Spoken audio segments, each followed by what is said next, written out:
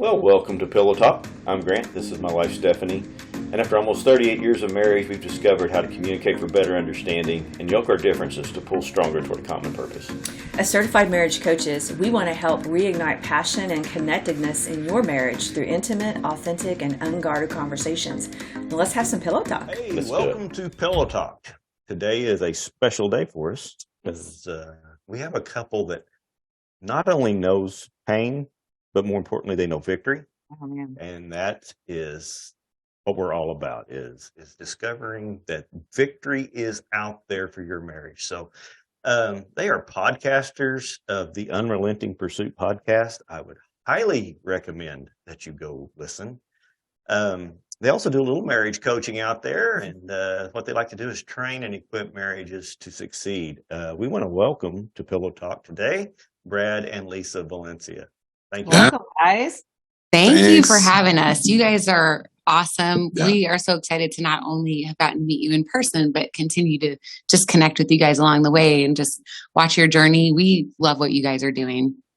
Wow, Right back at you. Thank you, though. Yeah, it is a pleasure to we're all part of the, I guess you call it, the Married for a Purpose team. Mm-hmm. Yeah. Man, it's really cool to see what role each one brings to that team. Mm-hmm. There's no two people alike. Yeah. No two couples alike. There's definitely no two people. We're a whole bunch of actual married people that opposites attracted. How did that interact? Right. So, but yeah. So, we just like to start off with getting you to tell us a little bit about yourselves and what got you here. Okay. Man. This is always where I start off and I talk for, a minute, and then everyone thinks that I'm going to talk the whole time. And then I just make Brad talk for like 10 minutes straight. So Brad's the talker. Okay, now we know. That we both have our moments, and I'm the one who jumps into the talking quicker. But once you get Brad going, he'll take it. I usually summarize the first 10 years of our marriage pretty quickly, but just so people kind of have an idea of who we are. I would say what we always like to preface to people as they get to know our story a little bit more is that we did not have a bad marriage. Mm-hmm. And I think that that's something that people really need to know, because a lot of times when you're hearing stories that involve a lot of pain, you think, well, they must have really they must have really had a bad marriage. They must have done all the wrong things. And we would have classified our marriage for the first 10 years as being a good marriage, average marriage. By that point, we had 3 kids, and, we felt like we were really living the American dream, if you will, and that we were checking all the boxes when it came to kind of our faith and going to church and raising our kids that way. And, we never really, or at least me, had not paid attention to some of the cracks that were really forming in the foundation. And so we just like to preface that really quickly before we dive into kind of the painful part of our story. Absolutely. There are people who have this happen that have marriages that they're really struggling in the entire time. But you can be in a marriage that isn't and still face pain. And the reality is you will. Just depends on some level. On what it is and the level that it is. And then I hand it over to Brad, make him share all the hard stuff.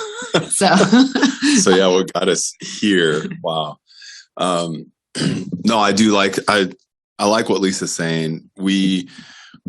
I look back on our marriage, the first 10 years, and it was, we would have said it was good, but now I look back and I'm like, it's an average marriage, and no one should want an average marriage. Mm-hmm. Like it just shouldn't be a thing. Right.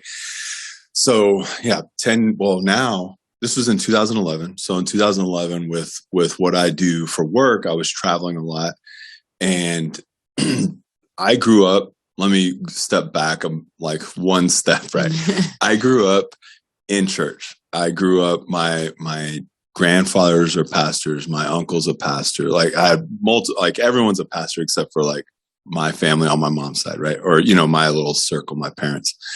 And so I grew up in church, like knew everything, knew all the stuff, did all the things. I never knew what it was like not to go to church. And she's a pastor's kid. So she grew up in church too. But mainly for me, at in 2011, as I started traveling and started just life, right? Just life going on. And maybe there were some stressors. I don't know. People always ask me why, what happened. And really, I think the true reason why is I never had my own relationship with Christ, rooted and grounded, my own, right? I was just kind of going off of like the coattails of my family, which isn't horrible, but at some point you need to step up and get your own, right? And like really understand that. And so while I was traveling, I started compromising my faith, my beliefs. I started compromising them here and there just a little bit. Nothing major, nothing crazy.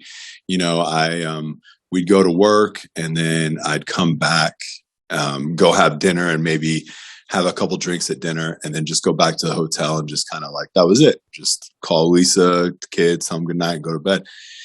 And then as that kind of progressed, then I'd stay out a little later, have a few more drinks, stay out a little later, have a few more drinks. And then I started coming back to the hotel. And then that's when I started diving into pornography and just all that realm. Right. And so then this is a very, I would say the more people we've helped and the more people that we've talked to, this is a condensed timeline in that essence of, I started doing these small compromises, justifying it through the Bible, right? And I know it sounds crazy to some people that are listening to this, but there's a verse in the Bible where Jesus says, if you even have lusted in your heart after another woman, that you've already committed adultery, right? And now I know the real, the meat behind that scripture, right? Like now I understand it. Then I was like, well, I've already done this, so I'm just going to continue doing it. Like it's already been done. So as that progressed, of course I'm lying now, lying to Lisa, staying out later. And then the enemy, man, he knows so much. And people I don't think they focus on this enough in their Christian lives and their walk, but he knows how to get you specifically. Right. He knows how to get Lisa specifically. He knows how to get me specifically. Like he knows what to do. And I've always grown up with insecurities and different things that I just never dealt with. And I still have insecurities to this day that I just have to grow and learn and push myself with Christ through them. But I'm out doing this stuff. And now I start seeing like women looking at me, like noticing me, right? And so it's feeding this pride that I had. It's feeding my insecurity of not feeling good enough, not feeling like, I was perfect, like physically, not feeling all these things, this pride that was going in. So it was just being fed. And since I was taking all these small compromises, it wasn't that far a step to actually walk out on my wife, right? To actually like commit the physical act of adultery versus I was already committing adultery. I was already like into pornography, into all this stuff. Now I was just like doing the physical part of it, right? And so it wasn't that big of a leap. So even when we talk to people and they're like, I'm hurting, I'm doing this, I'm like, man, you don't think you're going to do this, but the next step is actually walking out on your wife, finding someone else, thinking that, you're having fun doing all this stuff. And so that was my life. That's what I was doing. And this lasted for a few months. And I was traveling around to a bunch of different places. I'd come home for a little while and then I'd have to go back out. And as this was going on, Lisa finds out because God, like, he reveals the truth. He does. No matter what. Wow. It will come out. How right? Rude. Oh my goodness. Like, wait a minute, I'm trying to live my life here, right? That's for me. So wow. Lisa finds out and it's this condensed, right? But I end up moving out. She moves all my stuff out, puts it in a what am I trying to say? Storage shed, and then I start living off of couches of buddies that I know that are supporting my lifestyle, right? So during this time, I barely talked to my parents. I didn't want to talk to Lisa. I didn't want to talk to even friends of mine that weren't Christian, but they're like, this is wrong. And so even those guys, I was like, nope, I don't want to hear it.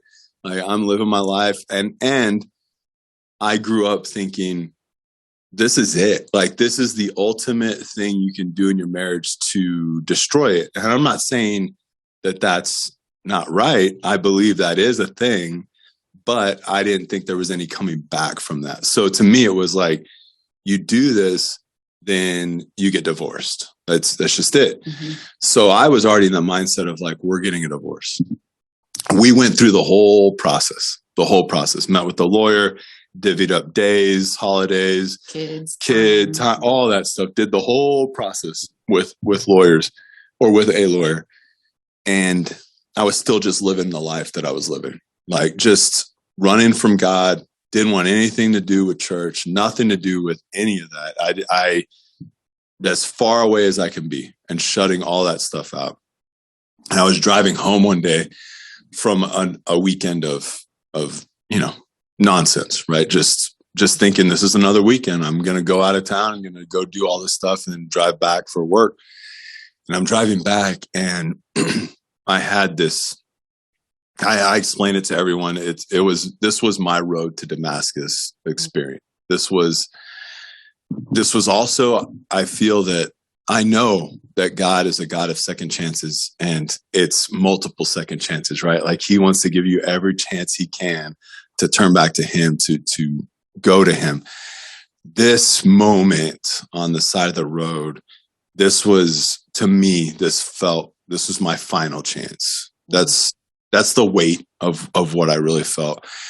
But I mean, I'm minding my own business, driving down the highway, whatever music I'm playing, definitely wasn't Christian music, whatever music I'm playing, thinking about whatever I did, and God just shows up. And it wasn't this audible voice, there wasn't like the clouds didn't split and the sun, shining down. There wasn't a burning bush. There wasn't a donkey talking to me, but it was the loudest thing I could hear. And he just said, like, here's your choice. Here's your fork in the road. You can continue down the path you're going. And at the weight that I felt was like, that's death. Like that was, but not just, eternal death, not just like sin leads to death. It felt like death was right there. And he's like, choose it. You can choose that, or you can come back to me. Like, you're not far enough away. You can never be far enough away. You could just turn around and come back to me. He didn't say, turn back to me. Your marriage is going to be great. 11 years later, 10, 11, 12 years later, you're going to have a podcast. You're going to have a ministry. He didn't say anything like that. He just simply said on the side of the road, turn back to me. And so I did. I broke down and I didn't know what to do. I asked for forgiveness right there. I was like, okay, I know, like, I need to come back to you. It was like everything just came to my face, right? Everything I've been doing wrong, even though I knew it was wrong, but it was just like everything was just shown to me. And so I made the decision, clearly, right? It's not I'm sitting right here. So I made this decision. The only thing I knew to do was to call Lisa. And it was more of, okay, what do I need to do? Right? Like I've already chose I need to go back to God. What do I need to do next? I want to try to fix this marriage. I want to reach out to Lisa.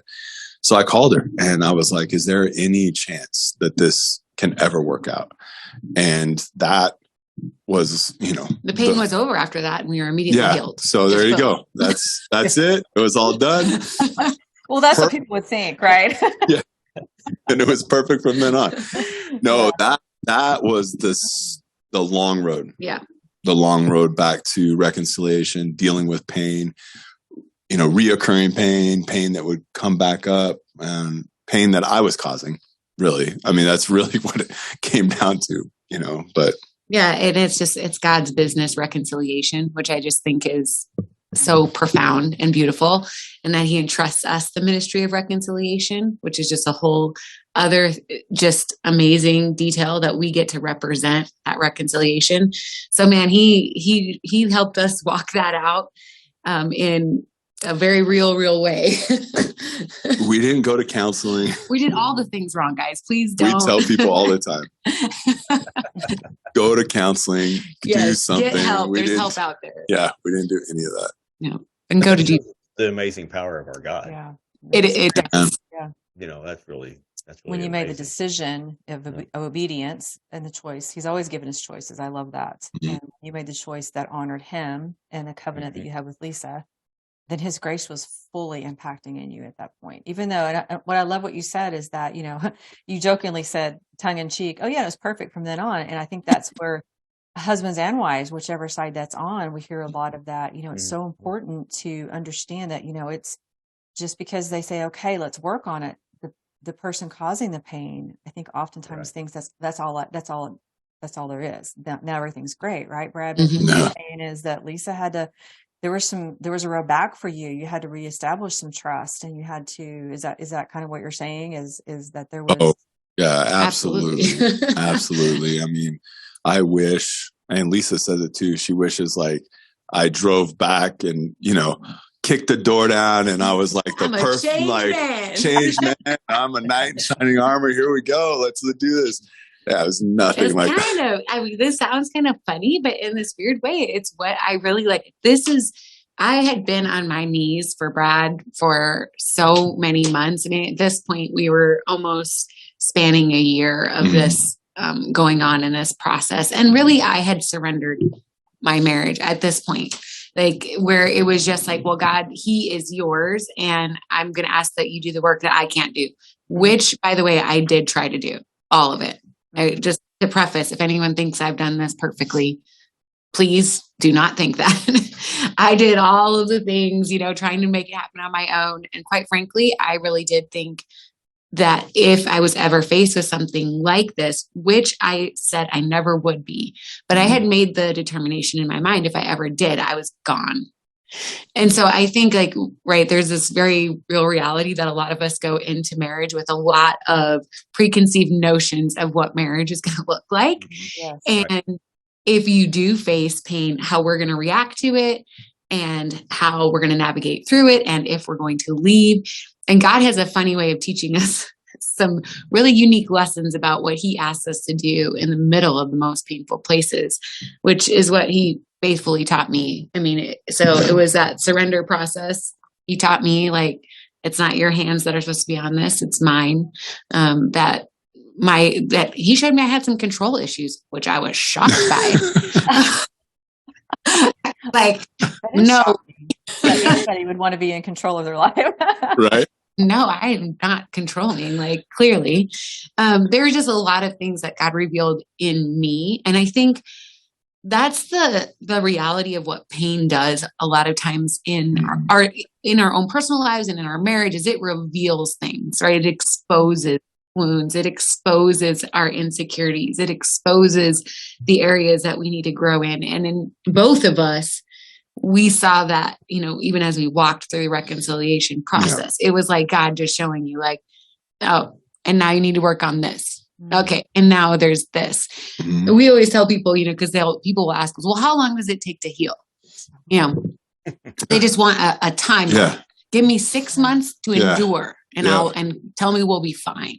Yeah. And we always tell people we're still healing. Yeah. And it's not because we are in pain or we don't feel like we're completely reconciled, but we believe in a God that is constantly bringing healing to various areas. And, one layer is dealt with, and then God reveals something else, and we need to go to the healer. So it's just a process you have to allow God to just really, it sounds bad to say, just wreck you. Well, I think that's, go ahead. No, I was just, thinking, it's amazing because you said something right at the very first about settling for average, in your marriage. And I think that's the beginning of where everything starts to always fall apart. It's when we start to settle. Mm-hmm. I heard it said a long time ago that no one's ever walked into a restaurant and said, I want your average table. And if you just bring me the average waiter, Yeah. and I just want to go ahead and order right now your average meal.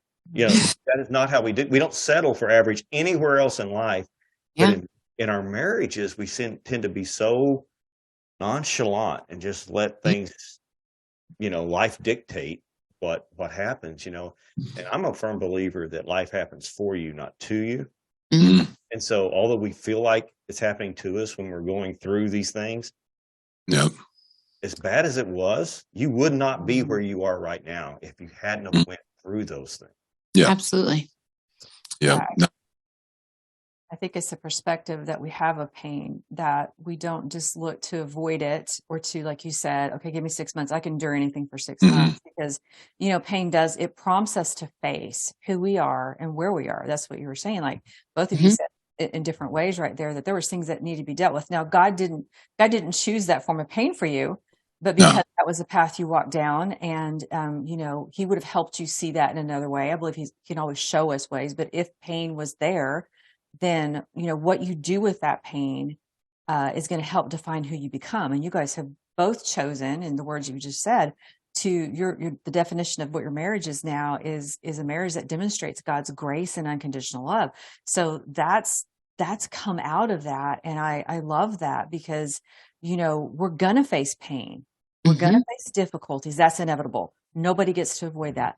Learning from those are optional, and you guys chose to learn. And I think that's the value of this podcast, is for people just to continue to hear that. And what you're saying is that, and it's a continual learn. Yes. Learn. Absolutely. Yeah. Sure. And I think too, just thinking about pain, people that are listening to this, there's different kinds of pain too. So Lisa was going through pain that I don't understand. Right. Because I wasn't betrayed. I wasn't, no one turned their back on me. No one did anything like that. So she was going through this level of pain. And then I didn't realize it until, it was probably like months later, months down the road of reconciliation, just maybe a year later. Everything I was feeling at the beginning was just guilt. And so like everything I would do, I'm trying to just rebuild this trust, right? Anything I can do. And I was messing up so many times along the way, because I was still detoxing.